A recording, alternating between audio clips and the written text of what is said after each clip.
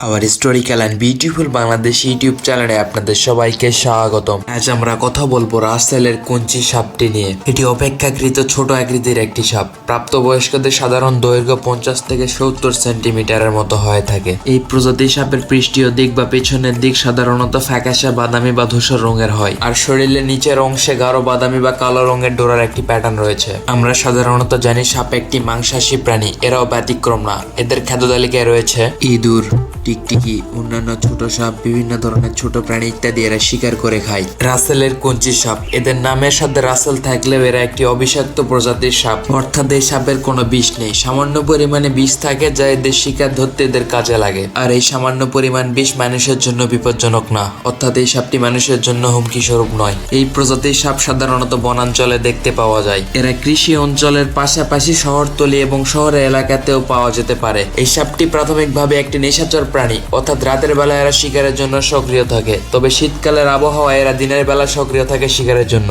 যদিও এই সাপটি মানুষের জন্য বিপজ্জনক না, তবে উত্তেজিত হলে এই সাপটি মানুষকে কামড় দিতে পারে। সাপ প্রকৃতির জন্য খুব গুরুত্বপূর্ণ একটি প্রাণী। প্রকৃতিতে থাকা বিভিন্ন ছোট ছোট পোকামাকড় খেয়ে প্রকৃতিতে পোকামাকড়ের ভারসাম্য রক্ষা করে এই সাপ। তাই আমাদের সকলের উচিত সাপ সম্পর্কে সঠিক ধারণা রাখা এবং উপকারী সাপ মারা থেকে বিরত থাকা।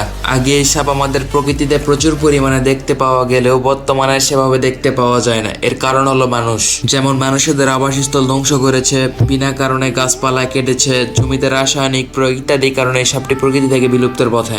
এই প্রজাতির সাপের প্রজনন আচরণ সম্পর্কে খুব কমে জানা যায়, তবে এরা ডিমের মাধ্যমে এদের বংশ বিস্তার করে। আর এই সাপ বাংলাদেশ ছাড়াও ভারত, নেপাল, মিয়ানমার, শ্রীলঙ্কা, আফগানিস্তান, পাকিস্তান ইত্যাদি দেশে দেখতে পাওয়া যায়। পরিশেষে একটা কথাই বলতে চাই, আমাদের সকলের উচিত সাপ সম্পর্কে পরিপূর্ণ ধারণা রাখা। আর আপনাদের সকলকে অসংখ্য ধন্যবাদ। আপনার আশেপাশে সবাইকে সচেতন করতে এই ভিডিওটি তাদেরকে শেয়ার করুন। এরকম ভিডিও পেতে আমাদের চ্যানেলটি সাবস্ক্রাইব করে আমাদের পাশে থাকুন। ধন্যবাদ।